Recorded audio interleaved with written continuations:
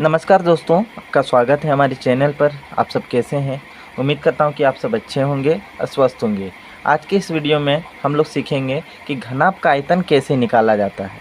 ठीक है, अगर आपको घनाभ का आयतन निकालना नहीं आता है तो आप इस वीडियो से आसानी से सीख जाइएगा और मैं गारंटी देता हूँ कि इसके बाद आपको कभी भी प्रॉब्लम नहीं होगी। ठीक है, घनाभ का आयतन बनाने में। तो देखिए, यहाँ पर 3 प्रश्न दिए गए हैं। यहाँ पहला नंबर का प्रश्न, ये दूसरा नंबर का और यहाँ एक तीसरा नंबर का प्रश्न।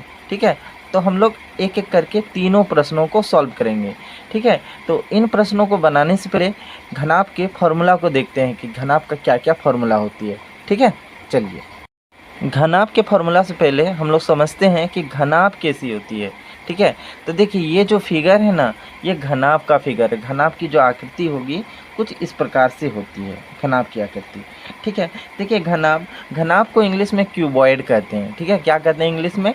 तो क्यूबॉइड कहते हैं। अब यहाँ आकृति की बात करें, इस फिगर की बात करें, तो देखिए ये जो लाइन है, ये लाइन इसकी लंबाई कहलाती है। लंबाई को एल से डिनोट करते हैं। ठीक है, तो ये लाइन हो गई, इधर का फिर लाइन हो गया, इस लाइन के पीछे वाला ये लंबाई हो जाएगी। फिर ऊपर की बात करें तो ये वाला लाइन, ये भी लंबाई होगी, ये भी लंबाई होगी। ठीक है, ठीक है। अब देखिए यहाँ बी है, बी से चौड़ाई होती है। ठीक है, तो चौड़ाई यहाँ पर ये वाली लाइन है, ये वाली लाइन चौड़ाई है। ऊपर की बात करें तो ये वाली लाइन, ये वाली लाइन, ये चौड़ाई है, जिसे बी से डिनोट करते हैं। उसके बाद एच से ऊंचाई होती है। ठीक है, तो ऊंचाई देखिए ये रेखा, ये लाइन, ये लाइन, ये लाइन, ये ऊंचाई है। ठीक है, अब यहाँ पर देखिए एल से लेंथ, इंग्लिश में लेंथ कहते हैं, जैसे हिंदी में लंबाई कहते हैं। बी से ब्रेथ, जिसे हिंदी में चौड़ाई कहते हैं। और एच से हाइट, जिसे हिंदी में ऊंचाई कहते हैं। तो हम लोग इस शॉर्ट जो लंबाई को जो एल से लिखते हैं, इसका हम लोग प्रयोग करके बनाएंगे। ठीक है, तो मैंने यहाँ आपको लिख दिया है ताकि आपको किसी भी तरह का प्रॉब्लम नहीं है। बी से क्या होगी तो चौड़ाई होगी, एल से बी से चौड़ाई, एल से लंबाई और एच से ऊंचाई। ठीक है, देखिए हम लोगों ने घनाभ की आकृति को तो देख लिया। अब घनाभ के आकार का क्या क्या चीज़ें होती है उसको समझते हैं। ठीक है, तो देखिए एक जो घर, कोई जो नॉर्मल जो घर होती है ना, वो घनाभ के ही आकार की होती है। ठीक है, उसके बाद अगर आपने माचिस के बाद देखिए कि आपने अगर बक्सा देखा हो तो वो भी घनाभ के ही आकार की होती है। ठीक है, बक्सा घनाभ के ही आकार की होती है। किताब की बात करें तो किताब भी घनाभ के ही आकार की लगभग होती है। ठीक है, तो ये सभी उदाहरण हैं जो कि घनाभ के आकार की होती हैं। ठीक है, तो अब हम लोग घनाभ के फॉर्मूला को देखेंगे। ठीक है, घनाभ का क्या क्या फॉर्मूला होती है। तो अगर आप कक्षा 6 से लेकर 10 तक हैं तो आपको इन्हीं फॉर्मूला से सवालों को बनाना पड़ेगा। ठीक है, तो देखिए सबसे पहले है घनाभ का पार्श्व पृष्ठीय क्षेत्रफल।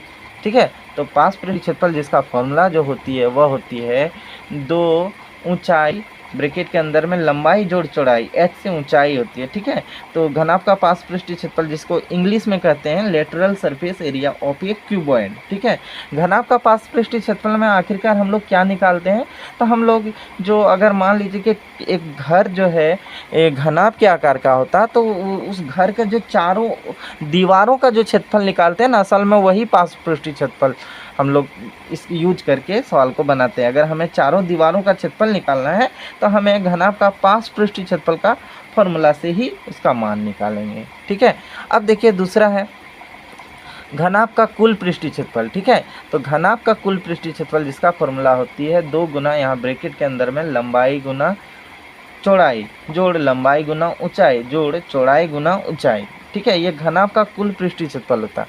मतलब कुल पृष्ठीय क्षेत्रफल में हम क्या करते हैं कि चारों दीवारों का क्षेत्रफल, देखिए अगर एक मान लीजिए घर या कोई भी माचिस ही ले लीजिए या कुछ भी लीजिए, बक्सा ही लीजिए, तो चारों जो भाग है, चारों भाग का तो क्षेत्रफल निकालते ही हैं, साथ में नीचे का वो जो पोर्शन है, अगर हम घर की बात करें तो नीचे का जो फर्श है और ऊपर का छत है, तो उसको टोटल का हम लोग क्षेत्रफल निकालते हैं। तो हम लोग इसी फॉर्मूला का यूज करते हैं, घनाभ का कुल पृष्ठीय क्षेत्रफल। ठीक है, जिसका फॉर्मूला ये होती है। ठीक है। अब तीसरा है घनाभ का आयतन, जिसका फॉर्मूला है लंबाई गुना चौड़ाई गुना ऊंचाई, जिसे इंग्लिश में वॉल्यूम ऑफ ए क्यूबॉइड कहेंगे। तो आज का जो जितना भी प्रश्न है वो घनाभ के आयतन से ही संबंधित, इन्हीं का हम लोग इन्हीं फॉर्मूला का यूज करके सवालों को बनाएंगे, ठीक है। बेसिकली आज की इस वीडियो में हम लोग घनाभ का आयतन बनाना सीखेंगे, किस तरह से घनाभ का आयतन निकाला जाता है, ठीक है। अब हम लोग सवालों को बनाते हैं। देखिए पहला नंबर का प्रश्न में हमें घनाभ का आयतन ज्ञात करना है, ठीक है, जिसमें लंबाई 8 मीटर चौड़ाई 5 मीटर और ऊंचाई 2 मीटर है, ठीक है। तो हम एक बार हम इसे लिखेंगे, ठीक है। लंबाई जो कितनी 8 मीटर है, लंबाई को एल से डिनोट करते हैं, ये कितनी है तो 8 मीटर है, ठीक है। चौड़ाई की बात करें, चौड़ाई को बी से डिनोट करते हैं, ये 5 मीटर है। और ऊंचाई को एच से डिनोट करते हैं, ये 2 मीटर है। हमें घनाभ का आयतन निकालना, और घनाभ का आयतन जिसका फॉर्मूला क्या होती है लंबाई गुना चौड़ाई गुना ऊंचाई, मतलब एल गुना बी गुना एच, ठीक है। अब देखिए लंबाई कितनी है तो 8 मीटर है, गुना चौड़ाई 5 मीटर है, गुना एच से ये ऊंचाई 2 मीटर है, ठीक है। अब हम यहाँ पर इन तीनों का हम गुना करेंगे संख्याओं का, ठीक है। तो देखिए हम तीनों को गुना करते हैं, देखिए 8 पंचे 40, ठीक है। 40 दुना कितनी हो जाएगी तो 80 हो जाएगी, ठीक है। अभी ये फाइनल आंसर हमारा नहीं है, देखिए यहाँ पर मात्रक जो है मीटर में, देखिए मीटर कितनी बार गुना हुई, देखिए यहाँ पर मीटर है, फिर इस जगह है 3 बार गुना के रूप में है, मतलब प्रत्येक में पावर 1 छिपा हुआ, ठीक है। प्रत्येक में पावर कितनी 1 है। तो गुना के केस में ना जब सेम आधार रहती है ना तो पावर जुड़ जाएगी, तो 1 2 और 1 3, तो हम मीटर लिख करके इस पर पावर 3 लिख देंगे, ठीक है।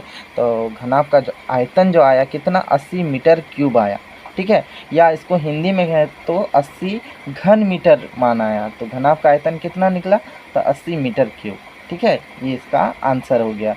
देखिए मैंने यहाँ पर मीटर मात्रक के रूप में लिख दिया है, ठीक है। आप ऐसा भी लिख सकते हैं कि आप मीटर मात्रक जो है अब नहीं भी लिखेगा तो चलेगा, लेकिन मैंने यहाँ पर इसलिए आपको समझाया कि किस तरह से मीटर क्यूब लिखते हैं। घनाभ का आयतन में जब भी मात्रक आपको लिखना होगी तो मात्रक पर पावर 3 देना होगा। अगर मान लीजिए कि यही तो सेंटीमीटर में रहता तो सेंटीमीटर पर पावर 3 देते, तो आप इस जगह जो मात्रक जो है इसे आप लिख भी सकते हैं या नहीं भी, हाँ, लेकिन लास्ट में आपको लिखना पड़ेगा। हमने इसमें इसलिए शुरू में यहाँ पर लिख दिया ताकि आपको समझे कि यहाँ पर मात्रक पर पावर 3 कैसे आया, मीटर पर पावर 3 कैसे आया, इसलिए मैंने यहाँ पर आपको समझाया कि मीटर जो है गुना के केस में जुड़ जाती है पावर, इस जगह सब में पावर 1 है, ठीक है। और इस तरह से यहाँ मीटर क्यूब आया, ठीक है। आप यहाँ जो मीटर है नहीं भी लिखिएगा तो चलेगा, ठीक है। अभी और भी सवालों को बनाएंगे तो उससे आप स्पष्ट हो जाइएगा, ठीक है, निश्चित हो जाइएगा। चलिए दूसरे नंबर के सवाल को बनाते हैं। 2 नंबर का प्रश्न में एक घनाभ की विमाएँ 9 मीटर गुना 4 मीटर गुना 3 मीटर है, तो इस घनाभ की आयतन ज्ञात कीजिए। तो यहाँ पर देखिए जो 9 मीटर है नहीं लंबाई है, ये 4 मीटर चौड़ाई है, 3 मीटर ऊंचाई है, ठीक है। तो आपको ये समझ जाना होगा, ठीक है। तो यहाँ पर लंबाई कितनी है तो शुरू वाला जो रहती है ना वो लंबाई होती है, तो लंबाई 9 मीटर है। चौड़ाई को 20 से डिनोट करते हैं, ये 4 मीटर है। और लास्ट वाला ये ऊंचाई है, ठीक है, ये कितनी है तो 3 मीटर है। तो प्रश्न ऐसे भी आपको दिया हुआ रहेगा, ठीक है, तो आपको कन्फ्यूजिंग नहीं होना है। तो हमें इसमें क्या निकालना है घनाभ का आयतन निकालना है, ठीक है। तो घनाभ का आयतन जिसका फॉर्मूला होती है क्या होती है तो वह होती है लंबाई गुना चौड़ाई गुना ऊंचाई, ठीक है। यहाँ पर अभी हम लोग मात्रक को नहीं लिखेंगे, बाद में मात्रक को लिखेंगे। लंबाई कितनी है तो 9 मीटर है, गुना चौड़ाई 20 से चौड़ाई ये 4 मीटर है, ऊंचाई 3 मीटर है, ठीक है। तो यहाँ पर मैंने मात्रक नहीं लिखा, हाँ, लेकिन आपको लास्ट में तो मात्रक लिखना पड़ेगा। जब घनाभ का जो आयतन जब निकालेंगे फाइनल आंसर जो आएगी उसमें आपको मात्रक लगाना होगा। तो देखिए हम तीनों का यहाँ पर गुना करेंगे, ठीक है। तो 9 चौके 36 होगी, ठीक है, 9 चौक 36। अब यहाँ 3 है, 36 को 3 से गुना करेंगे, 3 छक 18, हाथ में बचा 1, 3 तिया 9 और 1 10, कितना माना है तो 108 माना है, ठीक है। तो देखिए यहाँ पर ना सब में मीटर है, हमने यहाँ नहीं लिखा, आप लिख भी सकते हैं, अब नहीं भी लिखिएगा तो उससे कोई प्रॉब्लम नहीं है, ठीक है। तो जब भी आयतन निकालते हैं तो मात्रक पर पावर 3 लग जाती है। यहाँ मात्रक क्या है मीटर में है ना, तो मीटर पर पावर 3 लग जाएगा, मीटर पर पावर 3, ठीक है। कितना माना है 108 मीटर क्यूब, या इसको ऐसे भी पढ़ सकते हैं 108 घन मीटर, ठीक है। तो ये 2 नंबर का आंसर आ गया। कितना? 108 मीटर क्यूब। ठीक है, अब हम लोग तीसरा नंबर के प्रश्न को बनाते हैं। देखिए 3 नंबर के प्रश्न में है, एक घनाकार बक्सा की लंबाई, चौड़ाई और ऊंचाई क्रमशः 50 सेंटीमीटर, 30 सेंटीमीटर तथा 20 सेंटीमीटर हो तो इस घनाकार बक्सा का आयतन क्या होगा? हमें आयतन निकालना। तो देखिए यहाँ पर घनाकार बक्सा की लंबाई, सबसे पहले लंबाई है, तब चौड़ाई है, फिर ऊंचाई है। ठीक है, तो यहाँ पर जो 50 सेंटीमीटर सबसे पहले ये इसकी लंबाई है। ठीक है, लंबाई कितनी है? तो ये 50 सेंटीमीटर है। ठीक है, बीच में है चौड़ाई, चौड़ाई का यहाँ बीच में कितनी? 30 सेंटीमीटर। तो ये चौड़ाई होगी बी, कितनी है? ये 30 सेंटीमीटर है। ठीक है, और लास्ट में है ऊंचाई, तो इसका लास्ट कितना? 20 सेंटीमीटर। इसका मतलब यहाँ ऊंचाई कितनी है? तो 20 सेंटीमीटर है। हमें क्या निकालना है? तो घनाकार बक्सा का आयतन, जिसका फॉर्मूला जो होती है वह क्या होता है? तो लंबाई गुना चौड़ाई गुना ऊंचाई होती है। ठीक है, ये इसका फॉर्मूला होती है। अब देखिए लंबाई कितनी है? तो 50 सेंटीमीटर है, गुना चौड़ाई 30 सेंटीमीटर है और ऊंचाई 20 सेंटीमीटर है। ठीक है, यहाँ मात्रक में हमने नहीं लिखा है। ठीक है, आप लिख भी सकते हैं और नहीं भी लिखेगा तो चलेगा, हाँ, लेकिन आपको अंत में लिखना होगा। अब हम यहाँ पर तीनों संख्याओं का गुना करते हैं। तो अभी हम लोग शून्य को नहीं गुना करेंगे, हम लोग सिर्फ जो संख्या है 5 3 2 इसका गुना करते हैं। तो 5 तिया 15। ठीक है, 5 तिया 15 और फिर 2 है, तो 15 दूना कितनी होगी? 30 होगी। 30 उतारेंगे, इसके बाद इधर कितना शून्य है संख्या के बाद? तो 1 2 3, तो 3 जीरो बैठा देंगे। ठीक है, 3 जीरो बैठा देंगे। अब उसके बाद देखिए यहाँ जो मात्रक है सभी सेंटीमीटर में है, तो ये क्या होता है कि सेंटीमीटर पर पावर 3 हो जाएगा। आपको अंत में लिखना होगा। तो घनाकार बक्सा का आयतन जो आया, कितना आया? तो 30,000 सेंटीमीटर क्यूब। ठीक है, इसका आंसर आ गया। ठीक है, तो उम्मीद करता हूँ कि आपको ये सभी सवाल समझ में आ गई होगी। ठीक है, हमने किस तरह से बनाया। ठीक है, और आप घनाभ का आयतन निकालना सीख गए होंगे। तब तक के लिए इतना ही। देखने के लिए धन्यवाद।